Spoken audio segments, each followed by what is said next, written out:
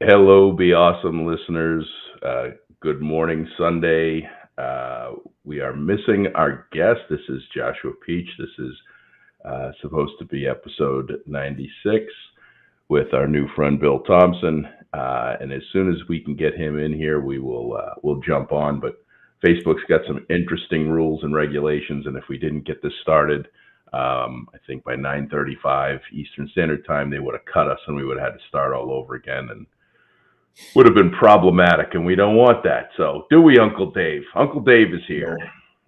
No. Good morning, Uncle Dave.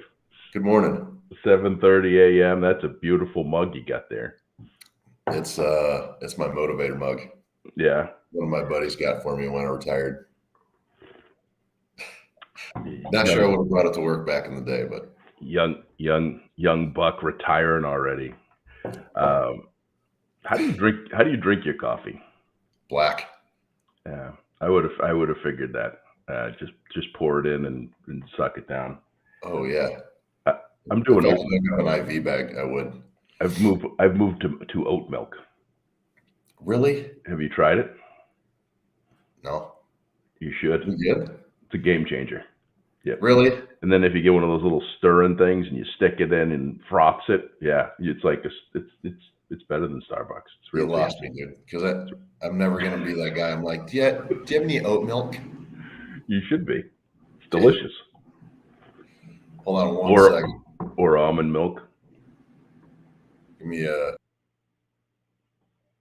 And we just lost. Look at this. We lost Dave, and now looks like Bill is here. And let's see if it's going to work. And if it does, we can get going. We are live, Bill, if you can hear us. Just keep bouncing with this live thing. It plays with your emotions. It really does.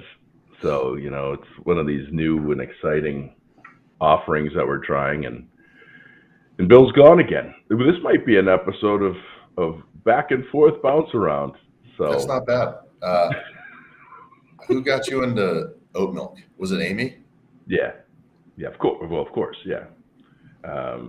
So it adds a little flavor to it. I was drinking a coffee black for a while. I used to drink coffee with about 7 pounds of sugar and half a box of cream before. So that's gnarly. I can't do that. Yeah, I had to cut that all down. So, well, while we're waiting for Bill, what do we say? What do we talk about here, Dave? We actually haven't, Uncle Dave, we haven't really talked much in a while on microphone. This is your third podcast episode and your life and your co-hosting. Your first one, you were a guest, and now you're co-hosting. So, let's see if this works. There we go.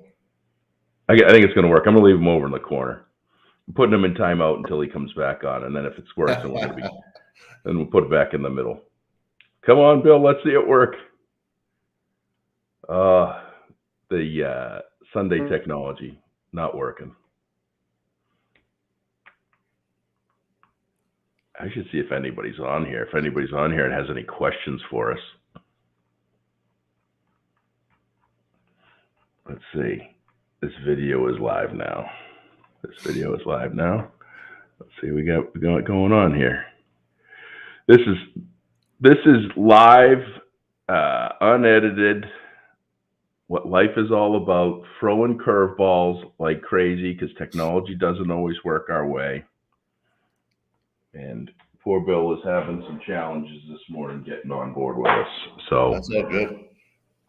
Yeah, well, it's been pretty out here. I took the girls yesterday to the pool here and held them underwater all day. And now here we are talking and waiting and hoping that something magical happens with Bill. Yeah. Well, it was an interesting weekend though too. Yeah. I almost feel like technology shouldn't work this weekend. Yeah, I agree with you. That's, I'm going to give a public service announcement because my technology's been working. My app that I load my posts. So I try to do nothing on social media as far as engage because it's frustrating. I think that, I think that people think that type anything. It's very easy and comfortable to type whatever you want on social media because you're not standing in front of someone. Like if someone typed most of the things on social media that you or I would see, you'd just say, what do you, in person, you'd just say, what are you doing? Are you ridiculous? That's the worst. People, they chirp each other and I'm like, bet you wouldn't say that in person. Yeah. Well, I mean, not to you anyway. I mean, you were on Facebook for a hot minute. It was great. You didn't do much, but you were there. Like what, 12 years ago, 13 years ago? I think I made it one deployment on Facebook and I was like, nope. Yeah. Yeah, you were in Iraq, I think, when you did it, right? I think I was in Afghanistan. Yeah. I was like, I didn't even check it out there. I was like, I'll get one so I can look at pictures and connect with people and stay in touch. Yeah. Read timelines and think about, all the great things that are going on in life. Nobody could get past my screen picture or my profile picture. Yeah. They're like, classic. Are you pooping in a bucket? And I'm like, yeah. Kind of, at least you had a bucket. Yeah. Some people don't have a bucket. Be grateful for the things that you find in your life. Well, exactly. Yeah. No, I actually did a podcast the other day with Paul Tim, who is a safety and security expert. And we're talking about go bags, which are in schools today, which are clear bags with a whole bunch of safety items. And they had a poncho, which was also supposed to not just for the teacher to have in rain, but is also to shield if someone has to use the bathroom if you're in a lockdown situation. And they've actually, I thought of you, crazy enough, because the go bag is now the go bucket, and they put everything in a bucket, and now the bucket is used for if you have to use the bathroom. I mean, we're having a really interesting conversation about going to the bathroom in buckets. See, I didn't even know about that. Yeah. Yep. You probably should have trademarked that whole idea, back then. You would have been rich. It's like the whole pet rock thing. Game changer. Yeah. Game changer bathroom bucket. Like, how does that work? Right. Man, I hope Bill comes in because otherwise we're going to be talking about bathroom buckets. Bill, there you are. You are live, my friend. Can you hear us? All right. I finally got a signal here. Boom goes the dynamite. The episode can start and we can stop talking about going to the bathroom and buckets in Afghanistan. Welcome, Bill. Well, I'm glad you don't have to do that. How you guys doing today? We're throwing you right in the hot seat, my friend. We had to get started, otherwise Facebook would have booted us. So we are live. So the world is watching. Hopefully they stayed on long enough for you to get on here, because Dave and I were having a rather engaging conversation that we thought, but most people probably wouldn't have found it humorous. How are you doing today, my friend? I'm a little tired, but I'm doing okay. Well, good. Well, first and foremost, thank you for joining us. Everyone that's watching and listening, and the people that are going to be listening to the podcast platform, this is William Thompson, aka Bill, and how we got to 9:30 Sunday morning podcast with him. Last Saturday, I received a text message Saturday morning from a friend of 10 years taking a selfie in a Costco in Raleigh, North Carolina, and said, "I'm here with Bill, being awesome at Costco in North Carolina. How do you know Bill?" And I responded with, "I don't know Bill. I think he bought a t-shirt online, just randomly found us and bought a t-shirt, but that's pretty cool." And that night you reached out to me via LinkedIn, and I pulled up your profile. I connected with you, and I found out that you are what's called a Parkinson's warrior, which I have some friends that have it. And foolishly enough, I don't know enough about the disease. I know that there's 1 million people in the United States today that are warriors like you.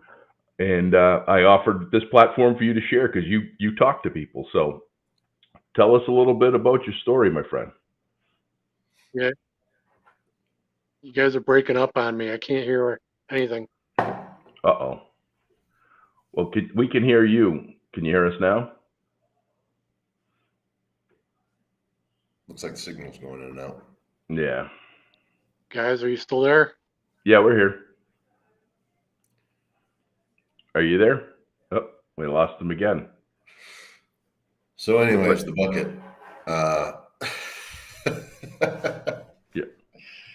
Yeah.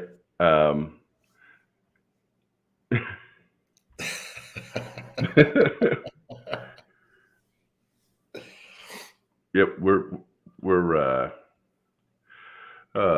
man, this is gonna be let's see here. I'm gonna try to see if it's something that I could do. I'm gonna send him don't do video. We'll see if that helps. I don't know if that does or not. That's kind of like Control Alt Delete or shut off and turn on. Let's see here.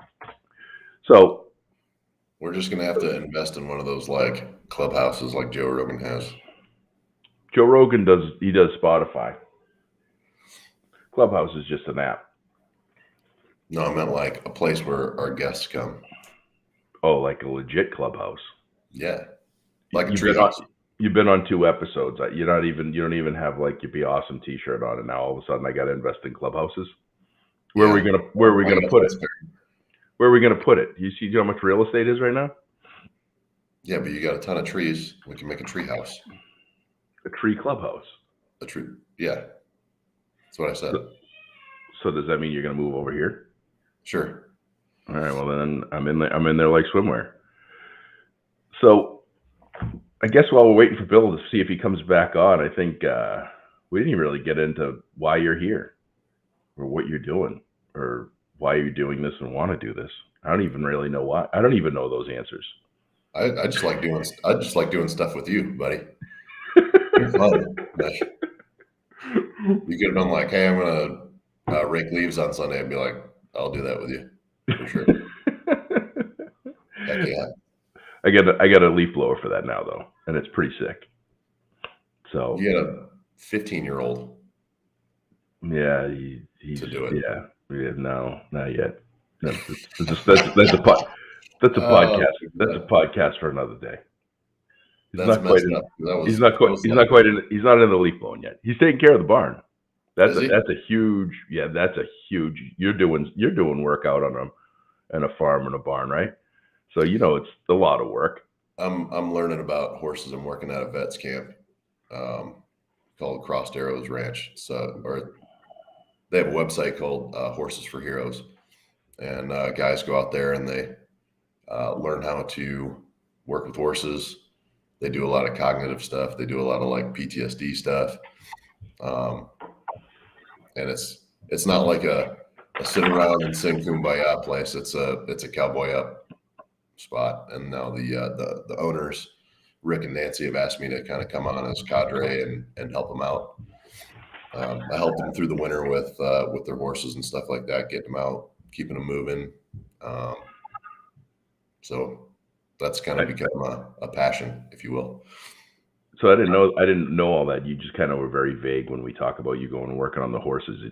You never talked about Horses for Heroes or any of this other stuff. So tell me some more about this, because I'm feeling stupid that I didn't ask the question not live on a podcast for an episode that we're not having, but having at the same time. We can totally get them on. Rick and Nancy, they're awesome people, and he's a former Marine, Green Beret, and a U.S. Marshal.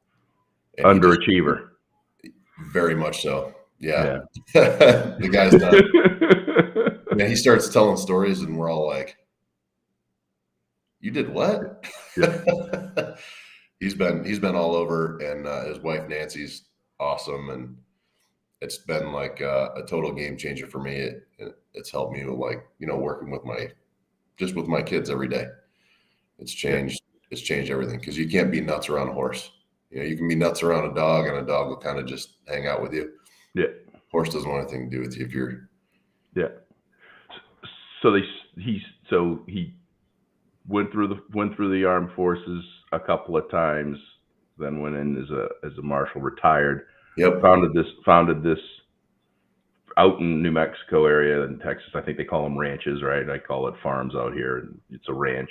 Yeah. And it specializes solely for retired military that have PTSD or just want to find some. Yeah. It's not just retired. I mean, some of the guys did 2 years. Some of the guys did 4 years. guys and gals. We have both come out there and started ground level 1, mucking stalls, and that's scoop and poop. Yeah, putting it in a bucket. Yeah, you put it in a wheelbarrow. Yeah, and then I mean, it's just everyday chores out there. Start with grooming them, and then get them in the round pen, and then eventually we get them saddled up. And there's a lot of ranchers in the area that still have a lot of cattle. So actually last weekend I was out there for a branding. So me and another vet went out and helped them. They needed a couple extra guys. They still heat the metal and put it on them? Oh yeah. So you have 2 guys horseback, and they're roping, and they rope a calf and they drag them up to the fire. And then you have 2 flankers. One guy's on the rope, one guy's on the tail. You flip them on their side and you hold them down. Yep. They clip their ears, brand them, give them shots, cut their nuts, and then we mark them and put them right back in the pile. How many cattle are out there? I think we got through 100 of them. Wow. Two ropers, 2 ground crews, and then they have a propane fire box, I guess you'd call it, and they sit there and they spin them, and then once you get one down, the guy on the firebox kind of times it right, run over there, and it just smells like hamburger. Wow. Yeah. That's fitting for this Memorial Day weekend where everybody's having cookouts. Yeah. Which is 2 questions. One question, one statement. You said former Marine. I'm always curious, as you being a Marine and being proud of every Marine is Marine proud and should be, because Marines are just badasses and amazing people. You just don't find. I haven't found a bad one in the bunch yet, but there's people that have said things like former Marine or retired Marine, and then you have some that say always a Marine. Like how do you what is the terminology? When does it change? How does it change? That's a stupid question because I don't know the answer. But I don't think it's dumb, because it's like,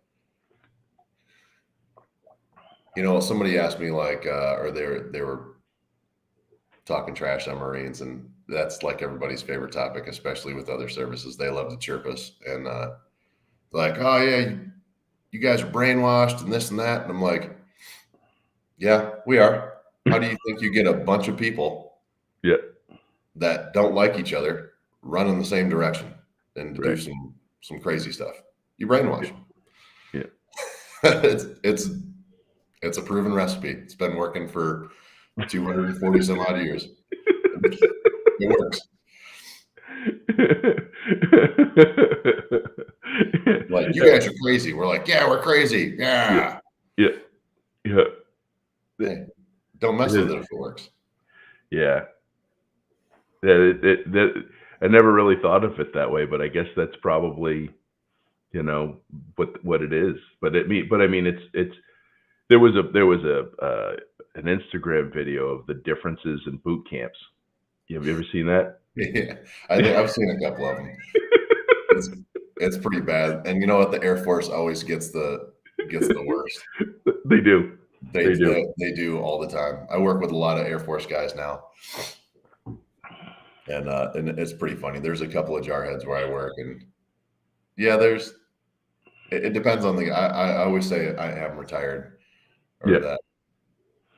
So someone said to you, you're a former Marine, like a civilian like me, you'd be okay with it, or you would say like, yeah, I don't think I take it that serious anymore, and I'm definitely proud to be a Marine, but like some guys get all huffy puffy and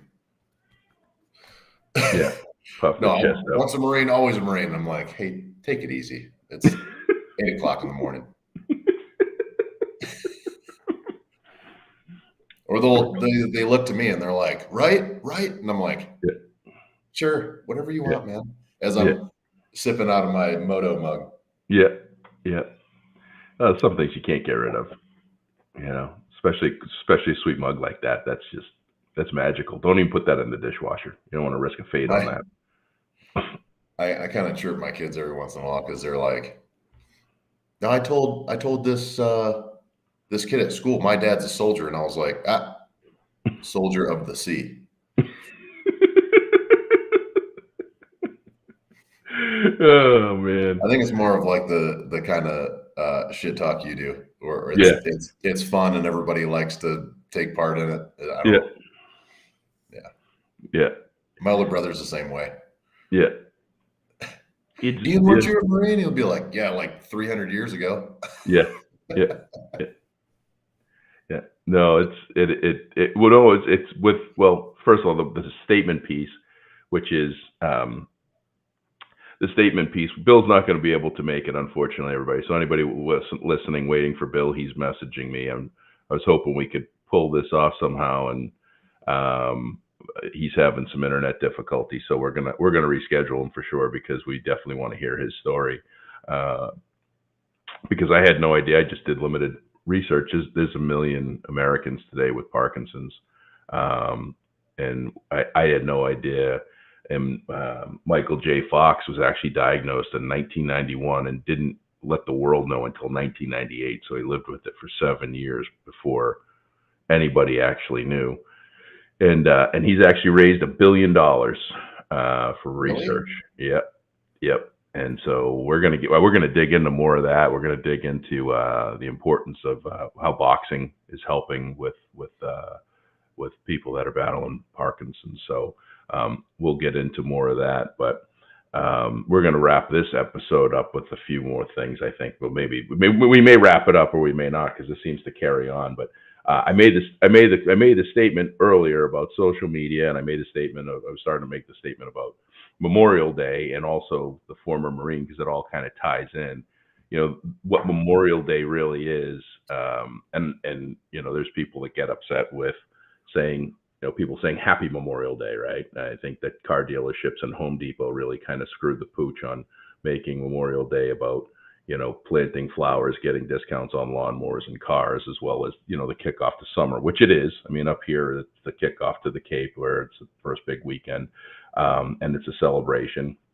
And, I saw a whole bunch of stuff on Facebook this weekend of, people thanking people like Dave for his service this weekend. And it's, Dave, sorry to say this, but it's not about you. This weekend, it's not about you, right? So it's about the countless comrades, crazies that all followed you in the same direction that aren't here today. And that's what, if you want to say Happy Memorial Day and celebrate, realize that you're celebrating this weekend in the memory of those that lost, not those that are currently serving, or those that are here with us that are retired, former Marines, whatever you want to call it, that are alive today. So that's an important thing for people to realize, and you should always thank, as a son of a Vietnam veteran. My father flew in the 101st Airborne, the tip of the spear in Vietnam, a pretty hairy job. They were all hairy jobs. Anything in the military is a hairy job, but he came home and he wasn't actually welcomed home by his community until 9/11 of 2011. So he went 30 some odd plus years before anybody actually welcomed him home or said thank you. So I think saying thank you to veterans every day is important. If you want to do it, most of them will say that it's what they signed up for, and thanks isn't needed. It's their job, and they'll tell you things, but it's always good to recognize and appreciate what people will do that you won't or didn't do. But this weekend is different. So that's my public service announcement. Uncle Dave, it's kind of a tough weekend for some of us, but I think by the time we get the grill started, get some beers on ice, and you celebrate the people you knew and the times, and tell stories, and that feels good. And I don't have as good of words as you do. On Memorial Day, if somebody says, thank you for your service, I'm like, wrong day. Yeah. That's that's in November. Yeah. But it's I try not to let it eat at me too much anymore. And I think about the good times. And and I don't think it's a bad thing. I don't think it's necessarily a bad thing. I think it's an education thing. I think that there's just so much stuff out there in the world in social media. I think that rules need to get stricter, and legality needs to come in as far as people making statements and improperly educating people. Because the one thing that I take away from it is someone that's directly experienced military loss, people, loved ones that have been lost that were, killed in the military. People like you who, that's compounded 100-fold, right? My circle of loss is very small as far as knowing people. Yours is very large. So I can't imagine. It's all relative. And then, well, it's all relative, but for someone to say thank you for your service on the weekend of remembering, it's got to be tough. I mean, every day is tough. There's a reason why Horses for Heroes, which we're going to have them on, by the way. I wrote it down, and you better get them booked up and make sure that they have I'll get them booked up. And internet and everything. But I tell people this. I had a friend call me yesterday and said, something about Memorial Day. And I said, when it's close to you, every day is Memorial Day. You don't just think about this stuff on Memorial Day weekend, right? Yep. Tell people, most vets we don't want anybody to feel sorry for us. That's what we signed up for. It's what we asked for. And there's not a day that goes by that we would trade any of our stories for a little bit of relief. And that's something that my stories, I hold very near and dear to my heart. And we don't want anybody to feel sorry for us. And we don't want to get treated like the cancer patient, for lack of a better term. So I don't know. That's kind of a touchy subject, because some guys and gals really go down that hole. And they stay there. And it's a lonely place. Well, and it is. And, there's a reason why there is increased awareness, not enough yet, for the fact that, there's 22 military, whether active or retired, that are sadly ending their own lives. It's not even in battle. It's what they most likely experienced in battle. That's causing them this pain and this difficulty and trauma and the PTSD, which I have a lot to learn. My dad had lived with it my entire life, and I didn't realize what it was until I was in my, mid to late 20s. I didn't understand, why he had it, or why switches triggered, or, a loud noise would have him jump up and want to slap me and give me a double-sided receipt, or, if I sneezed too loud behind him, it was like a karate chop to the head. And it was like, if I just sneezed, you could have just said, God bless you, but there, the triggers and things that happen. But yeah, no, I wanted to say it, like I say, I think that everything happens for a reason. And I've been using this tool to just publish all my social media so that I wouldn't have to get into the timeline. And of course it was down during this weekend, and I pulled it up, and, people were using, this weekend as platforms for other things and not really understanding. And I think I wanted to just share with our listeners what Memorial Day is and celebrate, have a cookout, drink 11 beers, enjoy yourself. Yeah. But when you're doing it, understand that there are Americans fighting today. I mean, we have retired soldiers that are in the Ukraine right now fighting, because of the passion of what they believe in for freedom for all, not just freedom for us. And I think that's pretty powerful stuff. So that's my public service announcement for the week. I hope you don't mind. I mean, this just popped up, and nicely, Ed, thank you for your comment. I just saw it. We've been bouncing around social media is also so social. The other tie-in is my comments, and Bob Bogardus, Bobby B. This guy's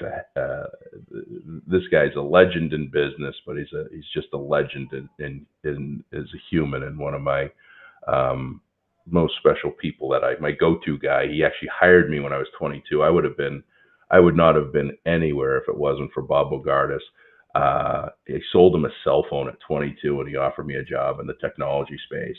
and the rest, as they say, is history. But he's also he's also a veteran veteran of the Vietnam era.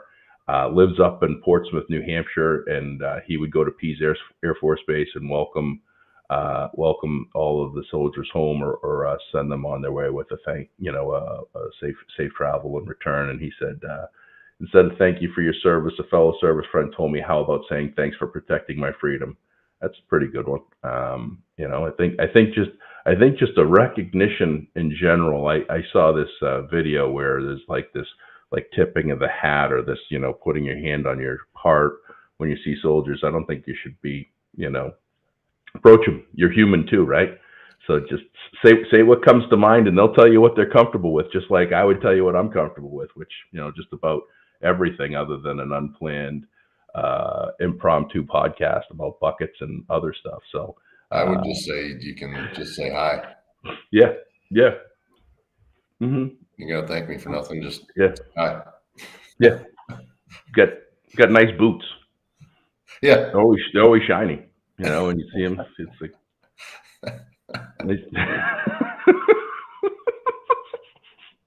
Would that be uncomfortable? Yeah.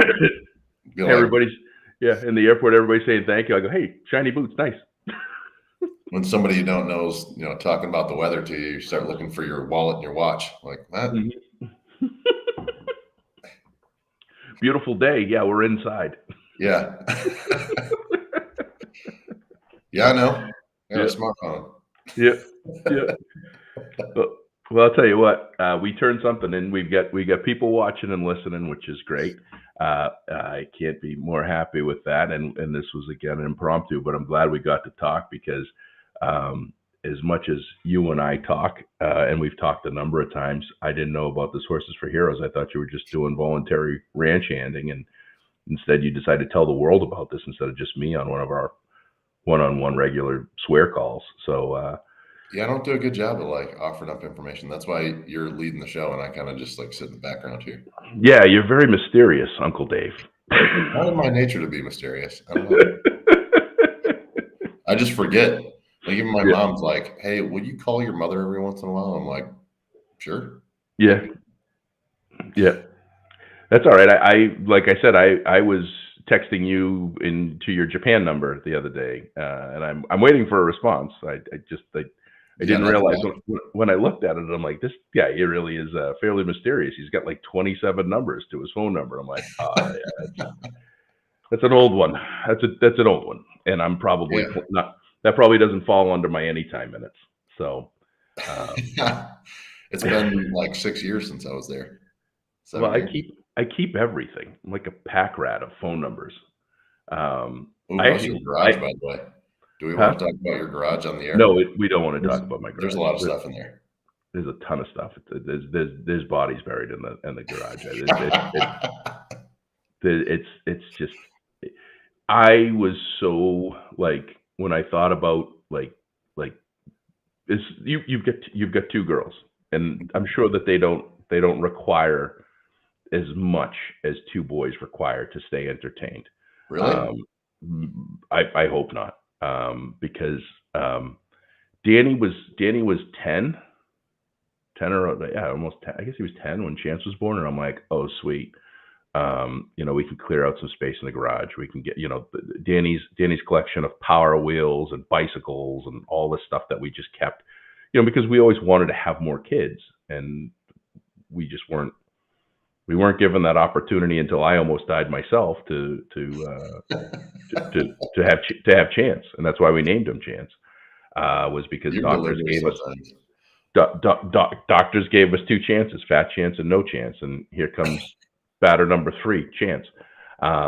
Which, by the way, he's got your Power Wheel. He's right. Oh, yeah. He's got Danny's hand-me-down Power Wheel 4-wheeler that you gave to him, and the thing is pristine. Dropkick Murphy sticker on it and all. No, that thing's legit. I forgot about that. Yeah, 2 speeds. Oh, and always keep it on the turbo speed. That's what you got to rock with. So. Oh yeah. Yeah. So when Danny was 10, I'm like, oh sweet, we can start to kind of make some space and do some things, and maybe actually park a car in the garage, and then boom, there's Chance. and forget it. It's all over again. So I got Chance only has 2 speeds, from what I hear. He's only got 1 speed. It's wide open. straight wide open. And then we could have a kid episode, because it's amazing how different your kids are. Like when you have your first. So I've had Danny since he was 17 days. So I didn't have any prep work on this stuff. I mean, when Amy and I talk about this, when we went down to Arlington for Bill's service, this is how stupid and naive I was. I didn't realize you could put a baby car seat on a plane. So instead of flying down with Amy and Danny for the service, I drove my car down with the car seat in it from Boston. That's dumb, just plain dumb. Paul Gioso, my buddy, and I literally, we literally, this is how bad it was. We left at 2:30 in the morning, raced down so that we could pick them up at the airport. So Danny had a car seat to get into, and then did the whole thing, dropped him off at the airport, raced back 400 miles. Like that's how off you are. And then I had to play catch up. And so the next thing you know, you've got every like bag, you've got a trailer. Oh, yeah. Like you go to the supermarket, you've got a trailer for your first kid, right? You've got a month's worth of diapers when you go into the supermarket and out to dinner. You got every wipe, everything. Second kid, you're lucky if you got a used Dunkin' Donuts napkin in the car. Oh, it's like a second kid, you're like, dude, that's not a major hemorrhage. You're fine. Yeah, it's easy, no big deal, not a problem. Go rub some dirt on it. I don't want to hear it. We drove from Jackson, New Hampshire. Chance was what was it? 2000. I guess it was 2019, June of 19. So he was like 2, and so we drove from Jackson, New Hampshire to New Brunswick, because I was going to speak at a school up there, and I was like, I'll bring you guys with me. It's only a 7.5 hour drive. So we leave. We're an hour and 40 minutes into this thing, and projectile vomit just starts coming out of Chance uncontrollably, like exorcist stuff. And Danny's freaking out because Danny like gets sick from looking at something. Like Danny's got that gag reflex of, oh my God, you're getting sick. A little bit, yeah. He's gotten better, but I mean, he didn't have any experience around. The only person that got sick around him was him, so he didn't have anything to go off of. Yeah. But, so he literally pull over. We've got nothing. We literally have nothing. I had to go to a gas station, buy rolls of paper towels and all this other stuff. I'm like, we got nothing. Like we're so unprepared. Where with Danny, we would have had a backup vehicle. It would have been waiting, and it would have been waiting in the wings. It would have come out of the garage somewhere and just picked us up and like taken off. It's like such ill preparation. Yeah. But yeah, so the garage could be a whole nother episode, because yes, it is. It's a disaster still. It is at the point of no hope. I think I need to build another garage just to put the stuff that's in the garage in there, so I can park my car in the garage. But the reality is my truck won't fit in the garage. My truck's actually too big for our garage. Our garage was built in the time. Your garage is huge. I don't think so. It's not that big. You know, it's funny you talk about having all the bags and everything. I was going through the airport, and my kids are great travelers, because I mean they've been back and forth from Japan and on long road trips across the states and everything, and they're easy.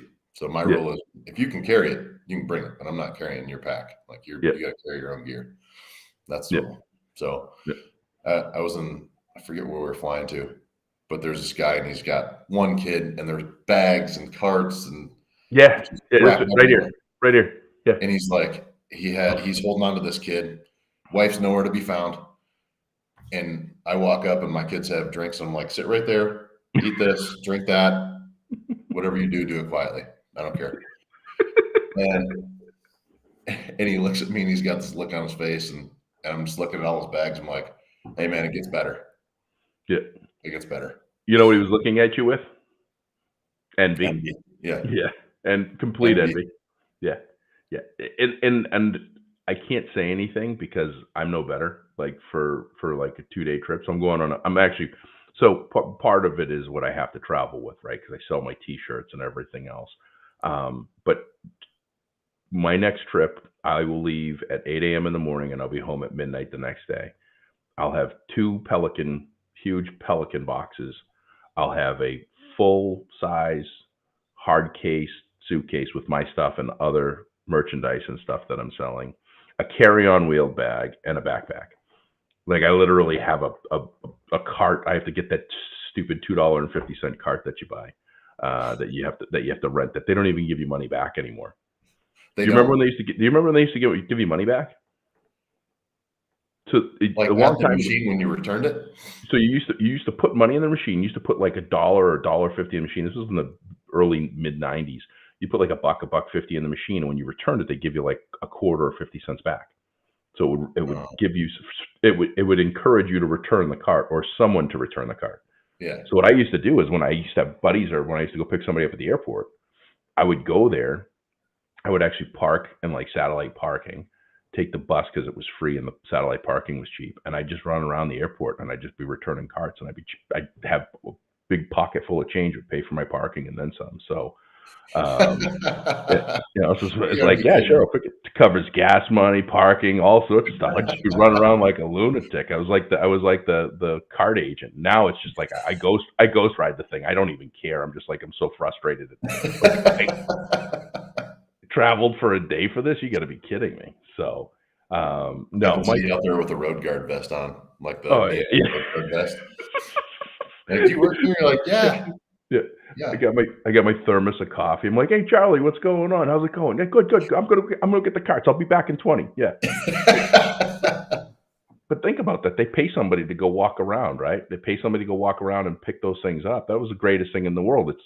It was simple. It was a Yeah, motivator. And then kids like me, you could make good money, because lots of people would rent those carts to go from the belt to the door. Like they literally, instead of making two trips, yeah. they'd pay $2.50 for a cart. It's like boom, thank you very much. So I can't really complain about how they travel, but I've been working on making my travel gear lighter. But that's envy right there.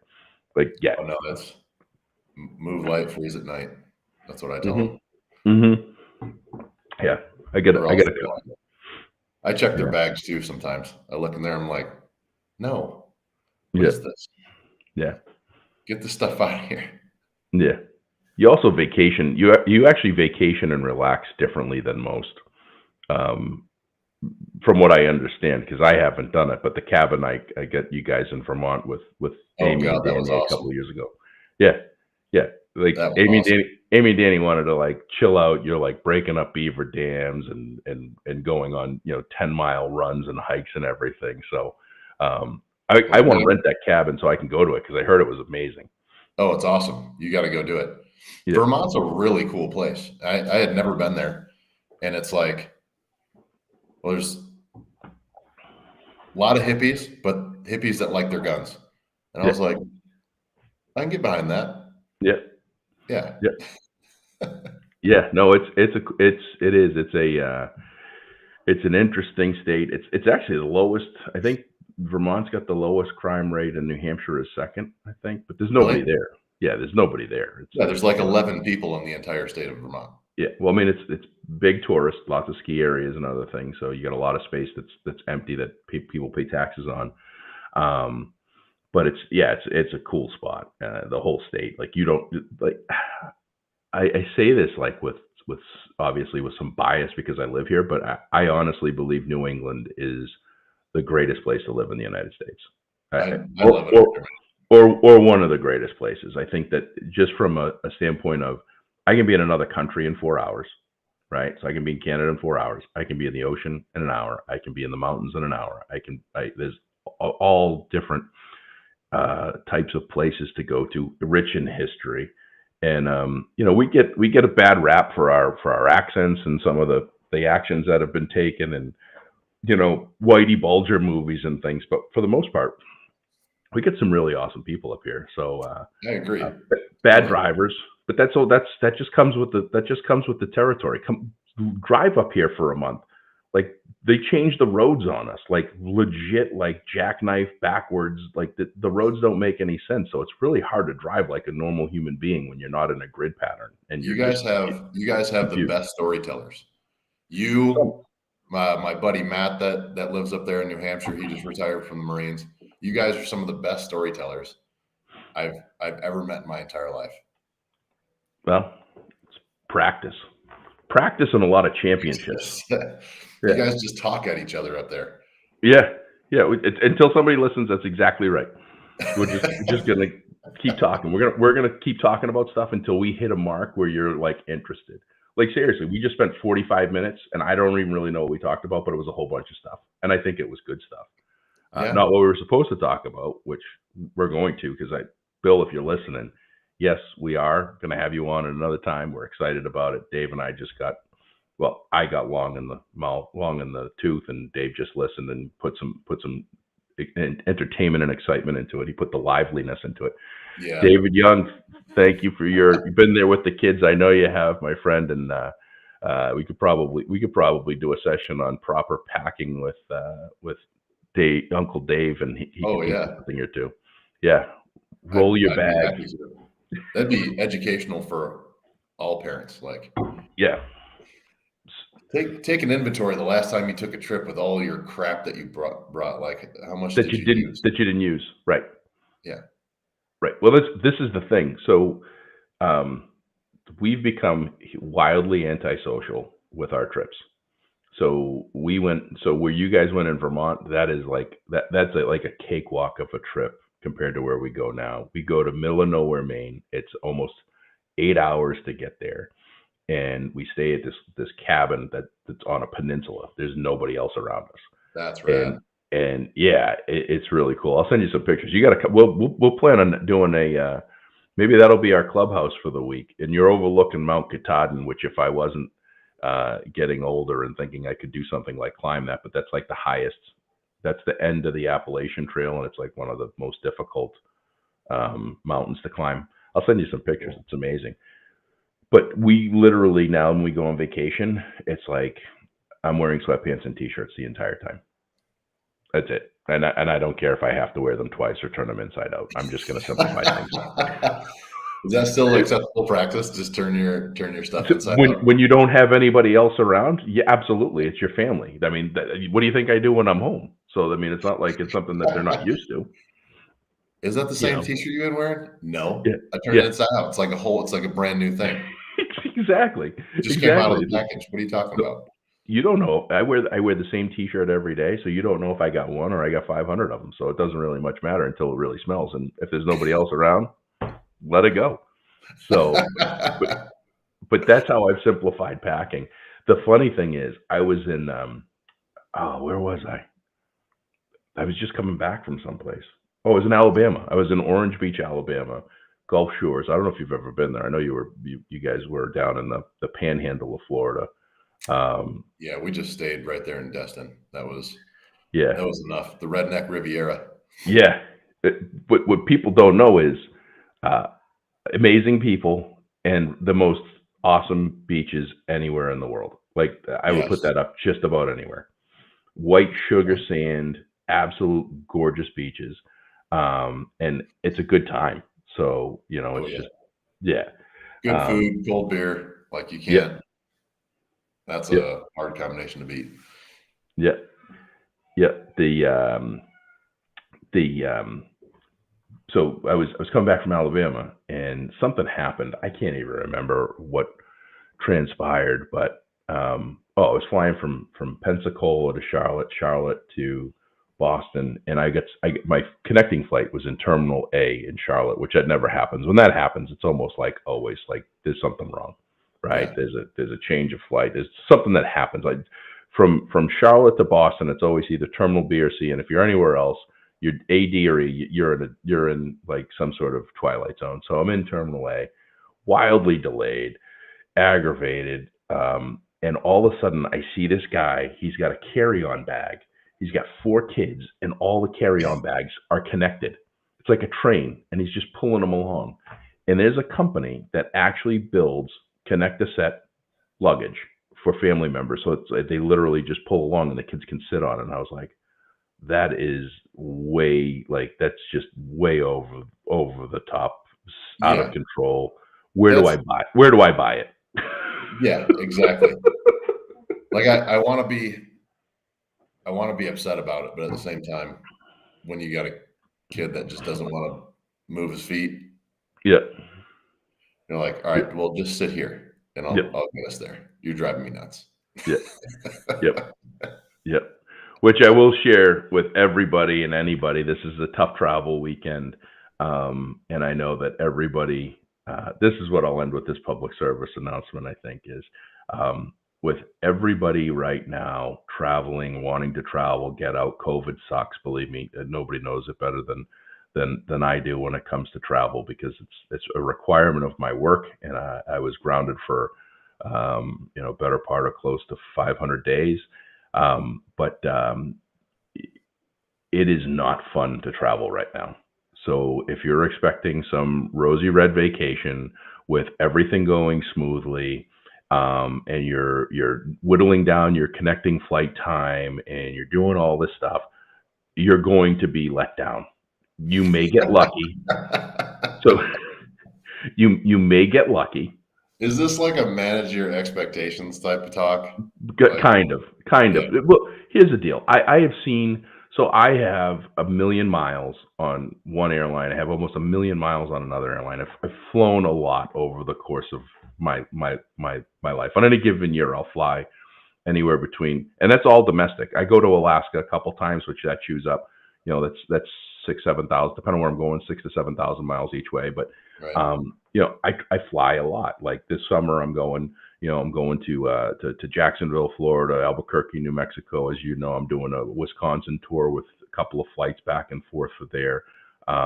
Texas, Washington. I got all these different places that I'm flying to, and when I'm out there, I see people getting so mad at the flight crew and the staff and the gate agents and everything more than ever, because it is not fun to fly right now. Right. Point blank. It's just not fun. And now that they've removed the mask restrictions, I don't care how you sit, whether you should wear masks or not wear masks. But now that it's optional, more people are getting mad at the people that aren't wearing them or the people that are wearing them. And it's this just really challenging discussion. But what I want to say to people is, and if people are actually listening right now and they want this episode, I'll give a travel episode, because I can tell you what to do and what not to do. But what I will tell you right now is, if you are setting your connection flight in an hour or less, don't do it. Expect to miss your flight. That's what you should go on. It stinks, and you have to extend your flight. If you're planning to go to Disney World and you can check in at 4, don't set your flight to arrive in Orlando at 2:30. Set your flight to arrive in Orlando at 10:30, and if you get there on time, great. Go to the park early. But give yourself the opportunity to catch other flights and look at places that you're going, and make sure that there's other options on that airline that are coming. So I had this family that was just super irate. They were going to miss their first day of their hotel. They were going to miss this, and this. It's frustrating. I get it. It's awful. I can tell you, I did a trip in 2008 with Amy. We went to Mexico. I took the red eye from Denver, flew to Boston, drove home, pick up Amy, flew to Miami. We were supposed to go Miami to Cancun. We didn't have tickets when we got to Miami, so the Cancun flight went, but it went without us. So we had to be redirected to Mexico City. We missed our connection because we had to go through customs, and apparently the person that redirected us didn't realize that there's 30 some odd million residents in Mexico City, so customs would take 2 hours. So it was like 30 hours of travel.